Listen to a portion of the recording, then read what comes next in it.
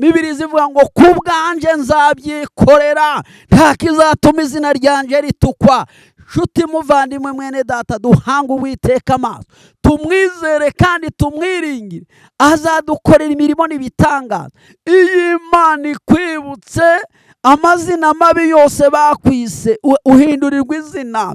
Iyo Imana ikwibutse ijambo utagiraga, urarihabwa. Umuririmbyi yaravuze ngo imigambi y'abana b'abantu siyo y'Imana.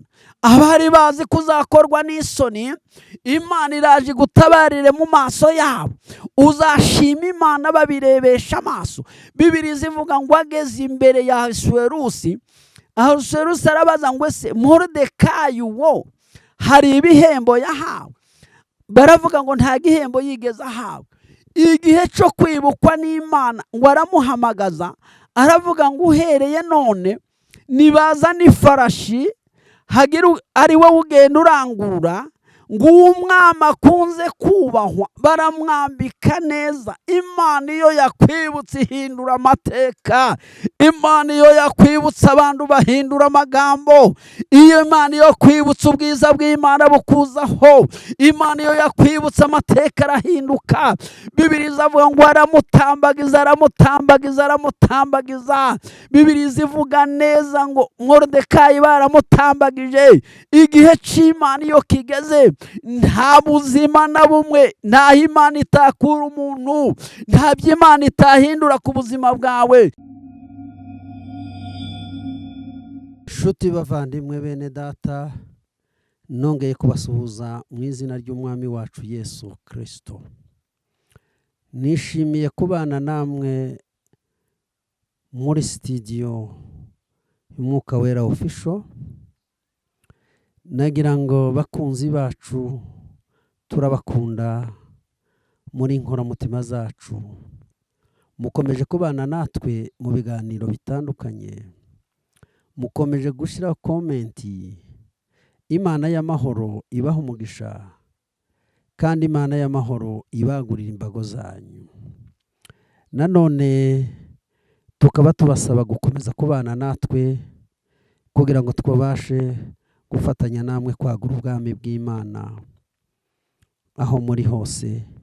Yesu akomeze abampera umugisha. Uyu mwanya rero ngiye kubana namwe, nagira ngo nanone mbagezeho ijambo Imana yanshize ku mutima. Ijambo Imana yanshize ku mutima ni ijambo rivuga ngo kwibukwa n'Imana.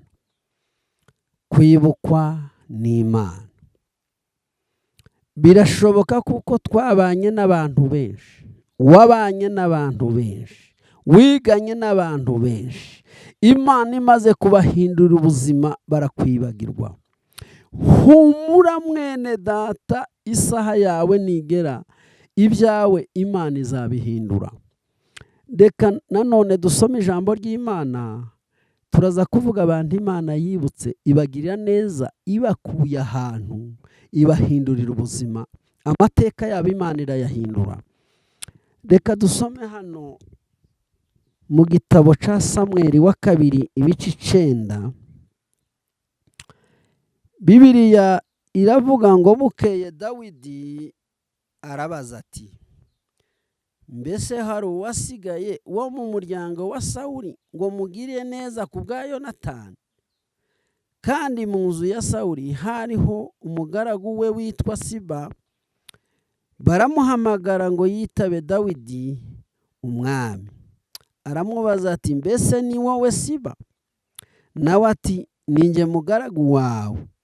Umwami aramusubiza ati, harya hari ukiriho wo mu nzu ya Sawuli ngo mugire imbabazi z'Imana? Siba aramusubiza ati, haracariho umwana wa Yonatani umugaye ibirenge. Bibiliya iravuga ngo uwo mwami aramubaza ati, aba hehe? Abaza Siba. Siba aramusubiza ngo aba mu rugo rwa Makiri mwene Amiyeli i Lodebari. Bibiliya iravuze dusimbe gato, haravuga ngo umwami aramutumira mu rugo rwa Makiri mwene Amiyeli i Lodebari. Nuko Mefibasheti mwene Yonatani Sawuli yitaba Dawidi yitaba ageze imbere ye agwa yubamye aramuramya. Amaze kumuramya atangira aritaba ati karame umugaragu wawe ndi hano. Dawidi aramubwira ati humura ntazabura kukugira neza ku bwa so Yonatani kandi zagusubiza imisozi yawe y'inyarurembo. Nshuti muvandimwe mwene data, nk'uko tumaze gusoma ni amakuru, ni umubano babanye Dawidi na Yonatani. Bibiri zitubwira ngo bari baranywanye igihango. Umutima wa Dawudi n'uwa Yonatani ngo bari bameze nk'agati gakubiranije. Usome Bibiliya urahasanga aya magambo. Bibiri zivuga ngo bahanana amasezerano yo kuvuga ngo uzasigara atarapfa azagiriye neza uzasigara umwe muri uwo muryango. Bibiri zivuga ngo bukeye Yonatani arapfa. Amaze gupfa asiga imitungo ye yose, asiga abagaragu be bose, asiga ibintu bye byose. Amaze kubisigaza, bukeye Imana igirira neza Dawidi aja ku ngoma. Amaze kugera ku ngoma aribuka. Oh haleluya, haleluya. Bibiri zivuga ngo aribuka, yibuka umubano we na Yonatani, yibuka amasezerano ye na Yonatani, yibuka ko si rimwe si kabiri Sawuli yashakaga kumugirira nabi, ashaka kugira Dawidi nabi, Yonatani agahishura iyo migambi mibisha. Aribuka amasezerano bari barahanye. Ngo amaze kugera ku ngoro y'ubwami, ngo amaze aratekereza iyo kwibukwa kw'Imana kugeze ku buzima bwawe. Hari ibintu Imana ikora kugira ngo wibukwe, hari inzira Imana inyuzamo kugira ngo wibuke. Kabone n'ubwo utaba uzizi, ntushinzwe no kubimenya, Imana izi ibikora nk'Imana. Bibiri iravuga ngo yicaye mu ngoro y'ubwami, Bibiliya yavuze ngo arabaza tese hari usigaye wo mu muryango wa Yonatani mugiriye neza kubwa se Yonatani.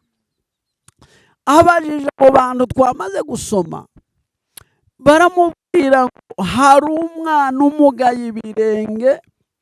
Yabajije Siba, aravuga ngo uwo mwana aba mu rugo kwa Makiri mwene ya Miyeri, kandi bamujyanye i Lodebari.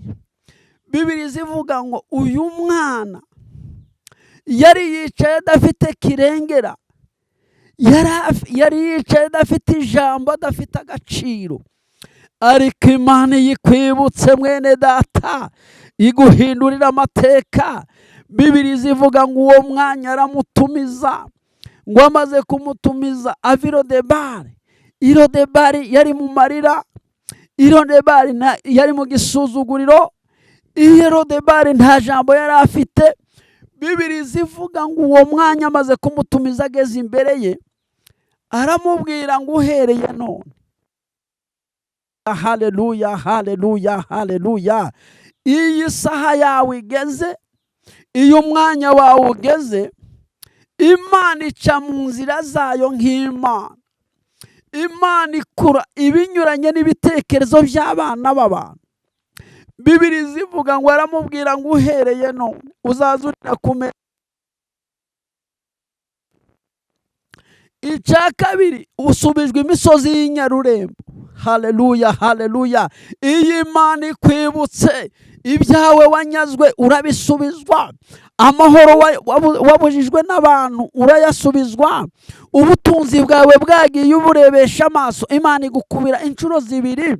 Imana iyo ikwibutse, amahoro araza, ubuzima buraza, n'imibereho iraza, kuko ni Imana ishobora byose. Bibiri iravuga ngo amaze kugera yaramubwira ngo n'imisozi y'inyarurembo utari ugifiteho uburenganzira, Imana ndayikweguriye. Ikindi, abari abagaragu bose, abari abagaragu abahingaga mu isambu yanyu, bose bagiye kuzaza bahinga, ahaza umusaruro bawuzana iwawe. Ashima Imana, atangira kuramya Dawudi. Iyo Imana ikwibutse amazina mabi yose bakwise, uhindurirwa izina. Iyo Imana ikwibutse ijambo utagiraga, urarihabwa. Aka kanya reka dukomeze tuvuge kwibukwa n'Imana. Bibiri zivuga ngo Imana iza kukwibuka nta n'ukiguha agakombe k'amazi. Imana ikakwibuka ntawe ukuvugisha. Nagira ngo nkubwire mwene data, uriho kubw'umugambi w'Imana, kandi umugambi w'Imana, Imana iteguye kukugirira neza, kandi umugambi w'Imana, Imana yiteguye kukurengera. Bibiri zivuga ngo Moridekayi umuyuda yakoraga akazi kiwe ko ku irembo. Uwo bita Hamani uko yinjiye akamusuzugura, ageza aha agambarira n'abayuda bose arabanga. Bibiri zivuga ngo Moridekayi akora akazi neza, ahishura imigambi y'ababisha bashaka kugira ubuyobozi nabi. Bibiri zivuga ngo nta shimwe yigeze ahabwa kuko yahishuye iyo migambi, ariko kubera gusenga kw'abayuda no kuba imbere y'Imana. Bibiri zivuga ngo ijoro ry'uwo munsi ngo umwami abura ibitotsi. Usome neza ku bice 6 ngo amaze ngo abura, aragenda areba igitabo cy'ubucurabwenge, ngo amaze asanga inyandiko yanditswe ngo Moridekayi ku irembo yagiriye ubuyobozi neza, yavuze imigambi, yahishuye imigambi y'ababisha, nta ngororano yigeze ahabwa.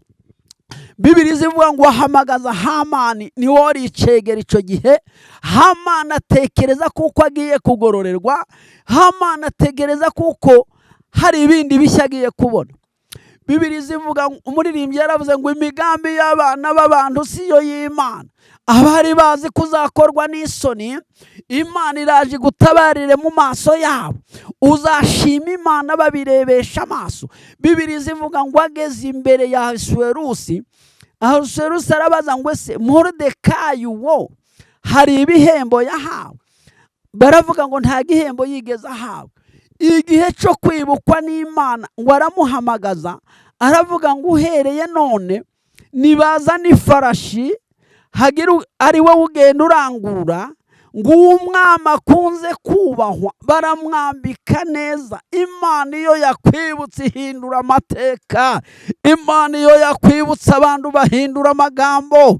Iyo Imana iyo kwibutse ubwiza bw'Imana bukuzaho. Imana iyo yakwibutse amateka arahinduka. Bibiri zivuga ngo aramutambagiza, aramutambagiza, aramutambagiza. Bibiri zivuga neza ngo Moridekayi baramutambagije. Igihe cy'Imana iyo kigeze, nta buzima na bumwe, nta Imana itakura umuntu, nta by'Imana itahindura ku buzima bwawe. Shuti muvandimwe mwene data, baramutambagije, amaze abayuda bari baraye bari burimburwe. Iyo migambi yose irahinduka. Kwibukwa n'Imana. Imana izibyikorera. Bibiri zivuga ngo kubwanje nzabyikorera, nta kizatuma izina ryanje ritukwa. Shuti muvandimwe mwene data, duhanga Uwiteka amaso, tumwizere kandi tumwiringire, azadukorera imirimo n'ibitangaza. Bibiri zivuga hariya mu gitabo cy'Itangiriro ku bice 41, Bibiri zivuga neza, izivuga neza umugabo bita Yosefu. Yosefu ari muri gereza, yari yarotoreye abari muri gereza, arababwira ngo nimusubire ubwami muzanyibuke. Umwe aragenda ageze ibwami asubira mu kazi ke, ntiyigeze yibuka, akomeza kumererwa neza. Imana yo mu ijuru irabireba. Oh haleluya, haleluya. Imana irabireba, imaze kubyitegereza. Imana irotesha Farawo inzozi, ananirwa kuzisobanura. Ahamagara abanyabwenge, ahamagara abapfumu. Ibyananiye abanyabwenge, ibyananiye abapfumu n'abakonikoni, ibyananiye amafaranga, ibyananiye yaboroheje ngo bose bateranira imbere ya Farawo, ngo bananirwa kuvuga impamvu z'izo nzozi. Ngo amaze wa wundi aravuga ngo nyamara muri gereza hariho umuntu warenganye. Yosefu yari amaze imyaka 13 yaribagiranye ari muri gereza kubera ikinyoma. Bibiliya izavuga ngo aramutumiza, ngo amaze kumutumiza, ijambo rya mbere ngo bamuhindura imyitero, ijambo rya kabiri baramwogosha. Ageze imbere y'umwami asobanurira umwami inzozi, aravuga ngo ni imyaka 7 y'uburumbuke, hanyuma haze n'indi myaka 7 y'inzara izatera. Nizo za nka 7 abonye zibyibushye, za zindi 7 z'umunyamwaka zinanutse zimira za zindi zibyibushye. Nibyo bya bindi wabonye amahundo abyibushye ameze neza, ubona n'ayandi y'amanambe y'umunyamwaku amira yayandi. Yasobanuraga imyaka 7 izarangira nishira, hazaza indi myaka 7 y'inzara. Bibiliya iravuga ngo kubera iryo hishurirwa, umwami Farawo aravuga ngo ese tuzabonaho umuntu wuzuye umwuka wera w'Imana nka Yosefu. Bibiliya ivuga ngo umwami aravuga ngo uhereye none ndakwambitse impeta yanjye, ikindi nkweguriye ubutware bw'iki gihugu, kandi icyo uzategeka cyose abantu bose bazakumvira. Ngo amaze aravuga ngo uwuzuye umwuka wera w'Imana yumva ibyo abandi batumva, uwuzuye umwuka wera w'Imana amenya ibyo abandi batamenya, uwuzuye umwuka wera w'Imana ahishura ibyo abandi badahishurirwa. Yesu ashimwe cyane. Bibiliya ivuga ngo avuyemo yahawe agaciro, ahabwa kuyobora minisiteri zirenga 3 kubera icubahiro cy'Imana, kubera imbaraga z'umwuka wera wakoreraga muri we. Bibiliya ivuga ngo uwundi wibutswe n'Imana ahanda yararize, ararira igihe kirekire. Bibiliya ivuga ngo aje imbere y'Imana, Samweli wa mbere igice cya mbere no ku 13, ngo atakambira Imana imuha Samweli, araseka arishima ashima Imana. Uwundi nawe wibutswe n'Imana ni Sara, yibutswe n'Imana, Imana imuha Isaka. Nyuma y'igihe kirekire ibidashobokera abana b'abantu imbere y'Imana biza bishoboka. Birashoboka ko ibyawe wari uzi yuko bitagishobotse. Mu mbaraga z'Imana hari Imana irema ibidahari bikabaho. Hariho Imana ishobora byose. Hariho Imana ifite imbaraga zo kugukura ku gisasiro cyawe. Hari Imana ishobora kugukura muri ubwo bukene. Hari Imana ishobora kugubohora muri gereza. Hari Imana y'imbaraga. Birashoboka kuko ibyawe byarayoberanye, birashoboka kuko ibyawe byarakunaniye, birashoboka kuko wasenze kenshi, wazamutse imisozi umanuka imisozi, wahanuriwe kenshi. Ariko ndagira ngo gutangariza aya masaha ko tuza utuze mu Mana, niho harimo igisubizo cyawe. Imana ishobora byose, Imana ibona hose, Imana izi byose. Humura, Imana irakuzi mwene data, humura, Imana irakuzi, gufitiye imigambi myiza. Imana iyikwibutse, Imana irikwibutse ikuremera amashimwe. Imana iyikwibutse ushima Imana, Imana iyikwibutse ugira agaciro. Uyu mwanya reka duhange Uwiteka amaso, tumwizere kandi tumwiringire. Ibyawe Uwiteka azabikora, kandi azabikora kwiyubahisha. Nagira ngo nkubwire ngo Imana y'amahoro ikwibuke kandi kwibukane n'abawe. Imana y'amahoro ireba inzira urimo unyuramo n'ibigaragaza urimo unyuramo. Imana ibirangize, Imana ireba uburwayi bwawe, Imana ireba intambara zawe, amaze kwibuke. Nkuko yaguye imbago za Yabesi, ariko Imana ikwagura imbago uyu munsi wa none Yesu akurebe neza, Yesu akwiteho, Yesu akumurikishe mu maso hayo. Nshuti muvandimwe mwene data, umuririmbyi yaravuze ngo Uwiteka aratwibutse, kandi yatwibutse azatumara umubabaro, hanyuma akaduha umunezero w'ibihe byose. Imana y'amahoro ibaho umugisha. Mwari kumwe na Reverend Pastor Nkundimana Jean Paul, ukorera umurimo w'Imana muri Maranatha Mayange. Dukomeze tubane kandi dukomeze dufatanye kwamamaza ubutumwa. Muri ab'agaciro kuri twe, turabakunda, muri inkoramutima zacu. Ukanda subscribe, ukomeza gusenga no dufatanya kwamamaza ubutumwa bwiza. Imana y'amahoro ibaho umugisha. Reka dusenge hanyuma duhamagara Imana yacu. Uwiteka Mana yacu, turagushimiye kandi turaguhimbaje.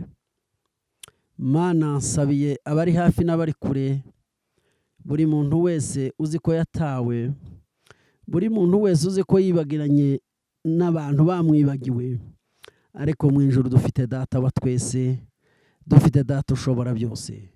Uheze umugisha abari hafi n'abari kure, kandi imitima yacu igubwe neza, kandi ubagirire neza. Abari mu magereza ubagirire neza, abarwayi ubibuke, abashonje n'abambaye ubusa ubagirire neza, n'abahura n'ibibazo bitandukanye ukomeze utwibuke kandi utugirire neza. Urakoze ku mahoro uduhaye, urakoze ku mugisha uduhaye, urakoze ku bisubizo uturemeye. Tujambaje mu izina ry'Imana Data n'Umwana n'Umwuka Wera. Amen. Ndangije rero mbifuriza amahoro ya Kristo n'urukundo rwa Kristo. Imana ibagire neza. Shalom, shalom.